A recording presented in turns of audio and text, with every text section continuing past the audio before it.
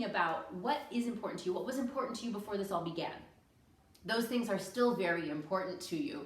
Can you find a day or a way each day to continue to invest time into those things that make you feel like you, right? The things that are important to you. So Cosmic Countess, you say every day is different. The first week was hard. You went into freeze mode and found it challenging to do more than take a walk. Absolutely. I think there is a period like any big change in life, especially a hardship or a death in a way, like this is almost like the death of the norm that we knew for a while, a temporary death. There's almost like a period of mourning where you have this shock and you have to deal with it. And I think that's super important to recognize those feelings, to deal with those emotions, and then say, okay, I've felt all my feels and I recognize that they're there and I put a name to it, and now I'm gonna get up, I'm gonna get dressed, I'm gonna get outside, and I'm gonna continue to work on the things that are important to me. Yes, belly rock, focusing on the family time, working out, that makes you feel strong and empowered, focusing on gratitude, happiness, and joy. I heard a great quote the other day: when you really focus on the attitude of gratitude, as they say, you focus on those positive feelings, it doesn't leave room for the negative ones. It crowds them out, right? So can we fill our hearts and fill our souls with those positive energies in order for the negative ones to just not, honestly, like not have any room in our space, in our life, right? So today what I want to focus on, because every day when we come together for our 30 to Thrive, I want to focus on one super concrete way that you can make your life better, more joyful, easier, less stressful, and just thrive more today. Just one, because some days more than one, I'm like, no, please, I can't handle more than one. Just give me one. Today we're talking about the importance of the morning routine. So I want you to think a little bit, what is your morning routine? Think a little bit, what was your morning routine before this all happened? And what is your morning routine now? And how do they compare, right? I'm not saying that your morning routine now needs to be a replica of what it was before. But I think what a lot of us are fighting against, a lot of us are finding a little bit of slowness, a little bit of, we call it in Spanish, we say flojera, where it's like you just don't really want to do anything, right? It's even hard to do anything other than getting out and taking a walk, right? And so what does your morning routine look like right now? Be honest. I'll confess, we definitely get up a little later than we used to. I am not a morning person. I am a night owl, and I always have to force myself to go to bed. I used to wake up at 6:15 every morning to get the family ready for my daughter to get out the door to school. And now I set my alarm. Listen, I set my alarm. We don't have anywhere to be in the morning. My daughter starts homeschool at like 10. I set my alarm at 7 o'clock. Yeah, Flojera, you're with me, Veras. I love it. Yeah, so I set my alarm at 7 o'clock, and I get out of the bed at 7 o'clock. And I take a shower, and I get dressed, and I try to find 1 hour in the morning, don't tell my family, before they wake up. That's just for me, because I have found, and if any of you really greatly value your alone time, or if you're a work from home person and now find your office full of people who want your attention, that hour in the morning totally changes my day. I give myself 1 hour from 7 to 8 o'clock, and my daughter even knows if she gets out of bed, like she'll come into the office and I'm like, you can sit here and color, mommy is working. I get that 1 hour for me to knock something off my list, right? In addition to like getting up, sometimes I'll get showered and changed before then, or sometimes if I'm really driven, I'm like, I'm going right to the computer and I'll get showered and changed as soon as I'm done, to knock something off my list, which really helps me a ton to get going. And then get showered, get dressed, start working out. I'm doing this every morning. I used to do it 3 days a week, and now I'm doing it almost every morning. Getting my daughter involved. We actually took like a 1 hour session on Zoom today with a friend and her personal trainer, and my daughter, I'm happy to say, worked out for like 45 minutes of it with me. So that was pretty awesome. So think about, what your morning routine used to be like. Think about what it is now. Think about what your ideal morning routine would look like. What would that be? If you could have the first 45 minutes of your day, hour of your day, be the perfect thing that would energize you, make you feel good, and make you feel ready to like take on the world, whatever the hell it looks like today, what would it be? And post please in the comments, post like one aspect. You don't have to post the entire routine, but post like one aspect of what that would be. Oh, Vanessa, your kids wake up too early for you to wake up an hour before them. I'm sorry. I understand. Luckily my daughter usually sleeps till 7 or 8, but I also like once she's in bed at 9, all my students know, they always joke, they're like, all of my emails go out between 9 p.m. and 1 a.m. Those are my office hours, and they still are 9 p.m. to 1 a.m. and then 7 a.m. to 8 a.m. Those are my office hours. And then, yeah, it is ambitious. I aim for 6 to 7 hours of sleep. So I try to force myself to go to bed around midnight or 1. It usually works, but not always. And so, yeah, so post to me what would be something you could add to your morning routine or commit to in your morning routine, things that you have done that have worked for you to help you set up your day for success, right? Is it a certain time to wake up? Is it a little bit of time to get on your office computer? Is it time to take a walk around the neighborhood before things start to get busy? Is it a moment to do some yoga or drink a cup of coffee by yourself? Morning stretching, yes, absolutely. The days that I don't get in like a workout, I have my own little 15-minute yoga routine I just do by myself. Actually, sometimes I do mine, and my daughter, I let her put on Cosmic Kids yoga on YouTube, so she'll do her yoga next to me and I'll do mine. And so it's good, right? So this is what I want you to focus on this week, right? I'm giving you one thing. There's lots of things we can be focusing on, but I feel like taking things in bite-sized pieces right now is really working for me. This is what I want you to think about. What one thing can you add to your morning routine, or how can you construct your morning routine to set you up for optimum success? Having a cup of coffee without looking at your phone the whole time. Bravo, yes, waking up an hour earlier than normal. Cosmic Countess, I love it, for attempting to go for clarity or solitude. There's something, I'm totally with you. There's something about having that hour to just sort of be on your own. I don't let myself open up my phone, though I do get on my computer. I'm usually like finishing up emails that I'm going to send, but I don't watch the news.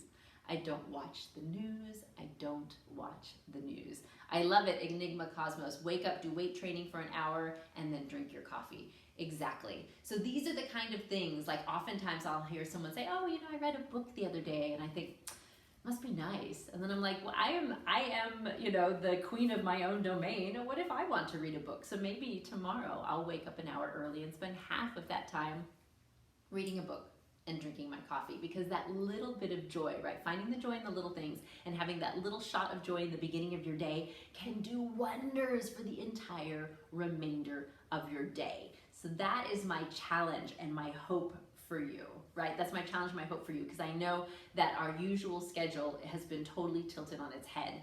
And in this time of huge uncertainty, I think we need to find more certainty in the things that we do. As human beings, we have a need for them both. We actually, ironically, love certainty to keep us comfortable and uncertainty to kind of mix things up a little bit, right? But right now I feel like we're getting doled out the uncertainty in spades.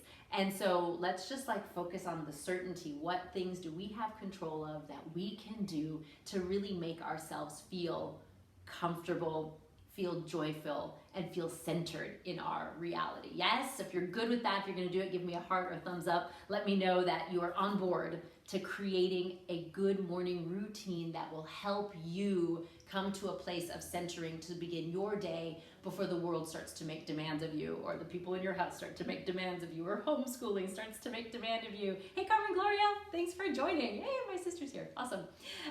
So that's the challenge, yeah. I also want to talk about a couple of little resources. Actually, one thing that I have been finding super inspirational over the last week, I joined this, online symposium, online challenge, I'm not even exactly sure what to call it, at riseupworld.com. They're live here on Facebook. I actually just finished listening to theirs from noon to 1:30 every day. They have 20 or 30 different speakers lined up over 20 days. They usually have 2 speakers every day to talk about business, finances, relationships, health, mindset, spirituality, and a 7th thing that I always forget. it's awesome, and it's free. It's totally free. RiseUpWorld.com. I'm not an affiliate. I don't get anything if you go click on them. I'm just a fan. And they do their lives on their Facebook group, which you can also just join for free. Huge, like, business thinkers. They had a great spiritual lineup for Easter, and they are, the goal, the guy who puts this on, his goal, I think, is just to prevent the world from, like, burying ourselves into a hole over the next few weeks. It becomes very easy to fret and worry and mourn the life that we had and worry that it might never come back again. And let me tell you right now, it will come back. It will come back. And when it comes back and you look back at what is happening right now, what do you want to remember about who you are and what you represented to yourself, to your community, and to your family during this time? Do you want to look back and think, God, that sucked and I didn't get out of bed or brush my hair for 4 weeks? Or do you want to think, you know what? I weathered that storm amazingly well. I brought my family with me. I created stronger bonds, perhaps, with the people in my house. I built my business. I reached out to those in need. What do you want to remember? What is going to be your narrative and your story? And how are you going to build that? And that's what keeps me going. That's what keeps me working on my business.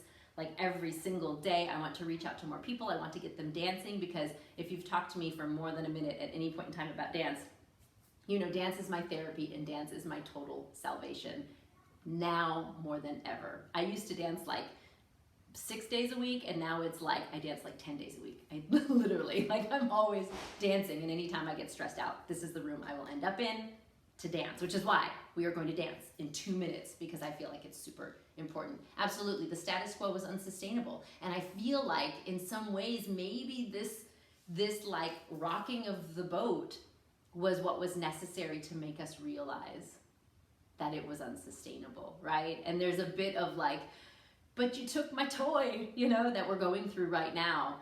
But what are we going to find? What beauty can we find in the changes that we are required to make?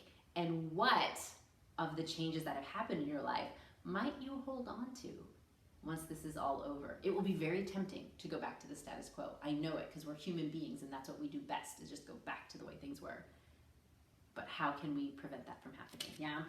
2 other resources. One, I just want to mention, if anyone out there knows of any online creators that are looking, or any creators, I guess, like movement teachers who are looking to get online. So people who are not yet online, people who taught yoga, Pilates, belly dance, voice lessons, whatever, anything that they did in person that they can't do anymore because of social distancing and quarantine issues. I want to help. I have a little course online, and I've been reaching out to a lot of business owners and been doing a lot of consulting over the phone with people to help them get set up. I teach all of my live classes on Zoom, and it's working out quite well for me. And I've been working with other people to help them get online quickly. I feel like that's going to be one of the things that keeps our economy moving and growing, is the ability for all of these small businesses that used to do like interaction with clients for movement and learning to be able to continue in the online realm. So please pass my information to them if there's any way that I can help anyone that you know, a teacher you previously studied with for something, who can no longer offer that service. If they're willing to go online, I will help them figure it out.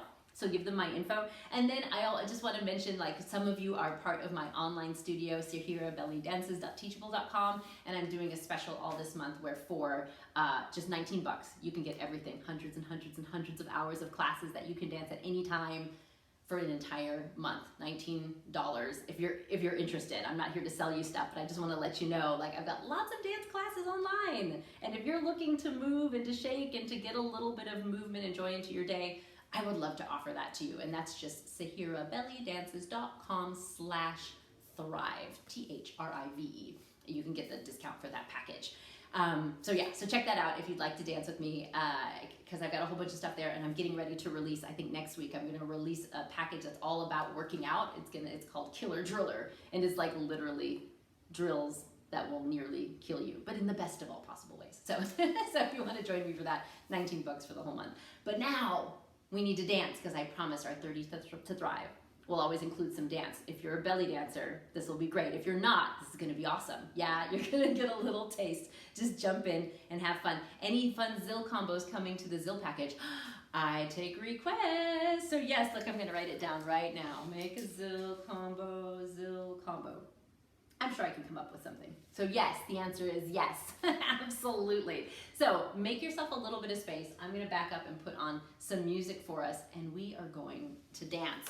So today, we are gonna be working on a 3/4 shimmy on the down, but not the hagala, not the one with the twist. We're gonna be doing it laterally today. 3/4 shimmy on the down, and if you don't know what that means, don't worry about it. Just do it with me. It'll be just fine, I promise you. So, get into your dance space, whatever that might look like at this point in time. And if you have not yet stretched out, just take a big deep breath up. Get some air into the lungs. Release it forward. Relax it all. The head, the neck, the arms, the shoulders. Shake your head yes to belly dance, to life, to movement, to connection. And shake your head no to whatever you need to say no to today. Bend your knees, slowly roll it up, and be totally present and in this moment for the next 8 minutes.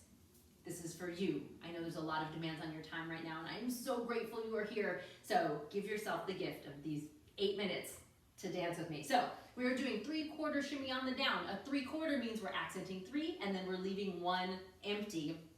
Thinking about, I think this might be your left side. I'll say it's your left side. We're going down and down, pause, down and down, pause, yeah? So my weight is on my left, or weight is on your right, or whichever side. First side and second side. I'm pushing down and down, down and down. So that down is like an eccentric contraction. I'm thinking of elongating to push the hip down, and I'm also bending my knee. So I get a little bit of a knee bend on the far end to allow me to push that hip down, down and down. A little bit faster. And if you would like to start stepping with your feet, I'm basically keeping them on the floor, though you can walk with this one. I'm stepping on the first of the 3 downs, yeah? Step, step, step. I'm going down and down, down and down, down and down, down and down. I just imagine you all are doing this fabulously, and if you're not, hopefully you're laughing about it, yeah? Down and down. As long as you don't fall down and hurt yourself, you're doing great, yeah? Down and down, down and down, down and down, down and down. So here's a little bit of an idea you can add to this. Think about letting that last down slide out from your body. So now, variation 1, we talked about thinking about a little bit of a slide on the outside. We're going down and down with that slide. Variation 2, imagine that with that slide, you're squeezing on the unweighted side. Down and squeeze, down and squeeze. I'm still doing a little bit of a slide, but I'm also squeezing with the unweighted oblique. So I'm going down and squeeze, down and squeeze, down and squeeze, down and squeeze. I'm stepping as I shift my weight over, either on that first down or sort of in between as my weight slides is when I'm going to shift to the other foot, or you can just keep your feet right underneath you as you go, yeah? Down and down, down and down. So back to variation 1, right underneath you. 1 and 2, 3 and 4. 1 and 2, 3 and 4. Yeah, so 3/4 shimmy because there's a pause. 1 and 2, 3 and 4. 1 and 2, variation 2. We get a slide, da, da, da. Down and slide, down and slide, down and slide, down and slide. Down and slide, variation 3, down and pull, down and pull. On the unweighted side, down and pull, down and pull, down and pull, down and pull. One last time, yeah? So now, I'm gonna see if there's any questions. What suggestions do I have for a beginner belly dancer trying to learn? What should you practice first? I feel like the basic isolations are the way to begin. Hip slides, hip twists, singles up, pelvic tuck and release. Chest lift and drop, chest slide, circles, that kind of thing. The very basic isolations are the building blocks for dance. And the way I imagine the dance, once you have those building blocks, they're like Legos. And you can build anything you want from there. Reach out to me, send me a DM. I think I actually have a little free package online that will take you through drills for all of those basic movements, I believe. So now I'm going to put on some music. We're going to be using Lauren Cecchio. She's in Austin. We're going to be using Lauren Cecchio's music from Rhythm of the Spheres. She's an amazing drummer, finger cymbal player, didgeridoo player. I actually just released a video on my YouTube on Tuesday of she and I performing together at the Austin Migrations Festival back in February. So it was fun. She played didgeridoo and like shaker, and I played zills and danced. It was really fun. So at Sahira Belly Dances on YouTube if you want to see that performance. But we're using her music for the next 3 or so minutes, and we're going to work on those 3 variations of the 3/4 shimmy on the down. We'll do halftime and full time. There we go. All right. So halftime is going to be right here. Down and down, down and down. Right underneath me is variation 1. Down and down, down and down, down and down, down and down. Don't forget to breathe. Smiling helps it feel easier.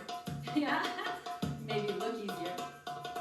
Down and down, down and down. Good. All right, variation 2.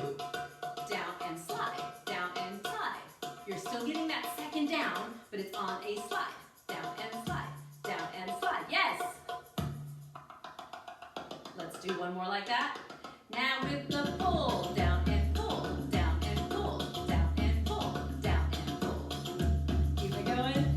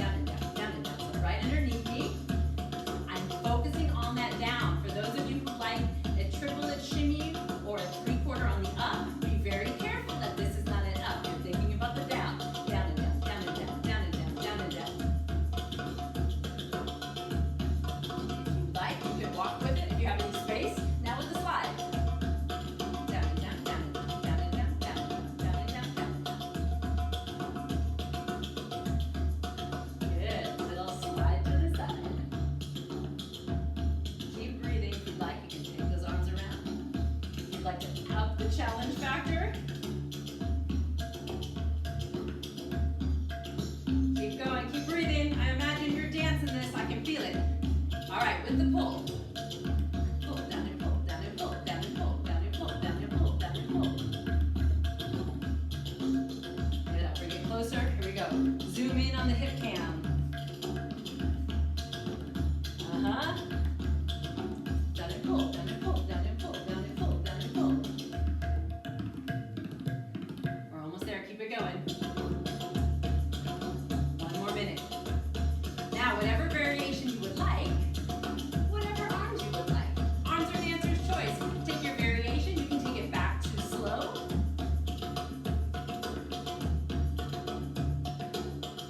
Or take it full on shimmy.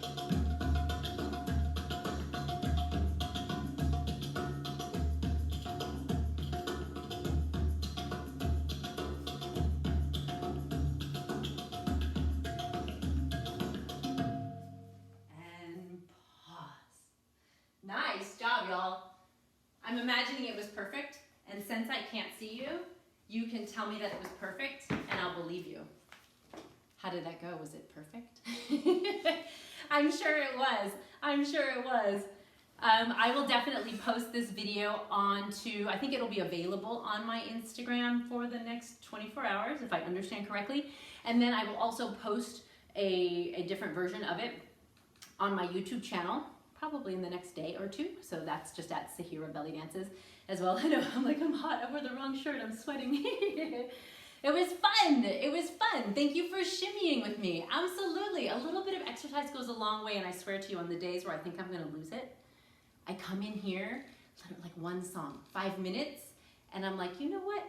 I can do this. I'm going to make it through. And so that is my primary goal in reaching out to you now, is to share with you the importance of the dance and movement at this point in time in our lives. I mean, I think it's always pretty super important, but I think now more than ever, I want you to turn to it and let it be a place that brings you joy, that brings you connection, that brings you back to the essence of who you are. And if you are not a belly dancer and haven't had dance in your life, I invite you to join the party, because you don't know what you're missing. Yeah, because it's really fun.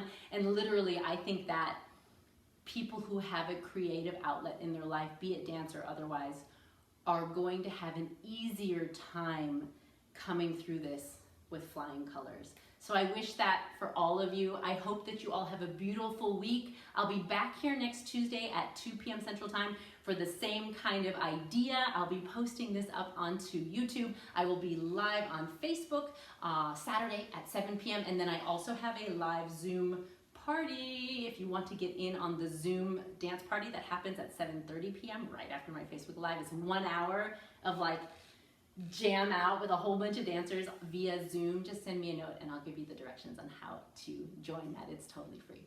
So I would love to see you all there. Thank you all so much for joining me here. I know that time is precious, and where we put our time and energy right now is so very important. So I appreciate you choosing to spend some of it with me. Thank you, Vanessa, and thank you, Belly Rock. Thank you so much. I am very happy to share. I want more joy and more dance for everyone. So thank you all so much for being here. I hope you're a little hot and sweaty, just like me. Whew, I'm gonna go outside now and do some homeschooling. But I look forward to dancing with you all soon. I'll post all of this fabulousness up onto YouTube in the next day or so, and I will see you soon. Thank you all so much. You guys take care. All right, bye-bye.